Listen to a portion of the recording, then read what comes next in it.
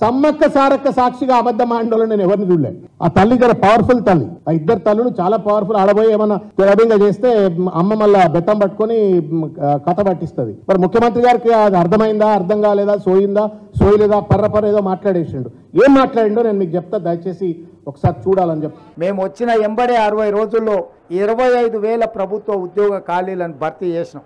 మేము ఏదైతే 2 లక్షల ఖాళీలను భర్తీ చేస్తామని చెప్పినామో ఇలా గర్వంగా 25,000 ఉద్యోగాలు మేము భర్తీ చేసినామని ప్రజలకు కనిపించే విధంగా ఎల్బీ స్టేడియంలోనే వేలాది మంది సమక్షంలో నియామక భర్తీల పత్రాలు వాళ్ళ చేతికి అందజేసినాం. ఇది కథ.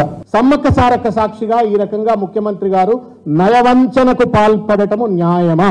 మీరు ఆలోచించి చెప్పండి. 25,000 ఉద్యోగాలు నింపినాడండి ఆయన? ఏం వాగ్దానం చేసినాడు?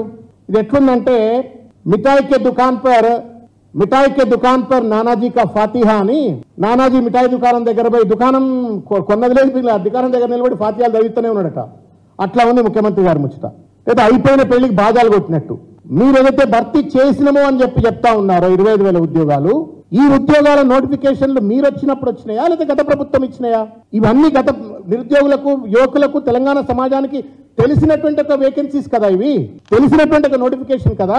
దాన్ని భర్తీ చేసి నువ్వు 2 లక్షల కోటాలను మెర్జ్ చేస్తున్నావు అంటే నీ మోసం మొదలైంది.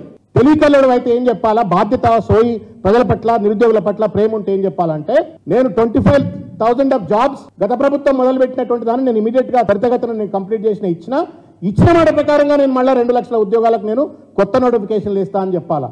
అది చెప్పకుండా ఇవాళ 2 లక్షల్లో నేను 25,000 ఇచ్చినా అని చెప్పని, ఇది దాటబోతే ధోరణి కాదా? తప్పించుకునే ధోరణి కాదా? ఇది నయవంచన కాదా? ఇది మోసం కాదా అని చెప్పని నేను అడుగుతా ఉన్నాను. ఆ పాత నోటిఫికేషన్లను పట్టుకొచ్చి ఆ నోటిఫికేషన్లు, అప్పుడే నోటిఫికేషన్ వచ్చింది, రిక్రూట్మెంట్ ప్రాసెస్ అయిపోయింది, మైనర్ ప్రొసీజర్ మీరు కంప్లీట్ చేసి మేము ఉద్యోగాలు ఇచ్చినామని మీ ఖాతాలు వేసుకుంటే ఇంకో దొడ్ల పుట్టిన దూడ మా దొడ్ల కట్టేసుకొని మాదే అన్నట్టు ఉంది ముచ్చట. This is not fair. ఇది బేగానే కే షాదీమే అబ్దుల్లా దీవానా లెక్క ఉంది ముచ్చట. ఇది దయచేసి చేయకండి అని చెప్పని ముఖ్యమంత్రి గారు నేను కోరుకుంటా ఉన్నాను. అమ్మవారి సాక్షిగా మీరు అబద్ధాలు ఆడినారు. దయచేసి మీరు దానికి సంబంధించిన అంశాన్ని కూడా మీరు విత్డ్రా చేసుకొని అమ్మవారికి క్షమాపణ చెప్పాలా సమ్మక్క సారక్క అని చెప్పి నేను కోరుకుంటా ఉన్నాను.